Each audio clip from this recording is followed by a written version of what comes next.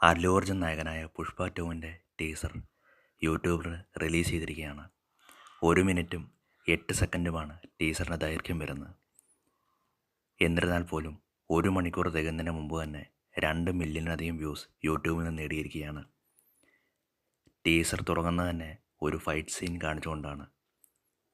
ഈ സീനിൽ അല്ലു അർജുൻ ഒരു സ്ത്രീ വേഷം ധരിച്ചാണ് വരുന്നത്. അതിഗംഭീരമായ ആക്ഷൻ രംഗങ്ങൾക്ക് ചിത്രം വളരെയധികം പ്രാധാന്യം നൽകിയിട്ടുണ്ട്.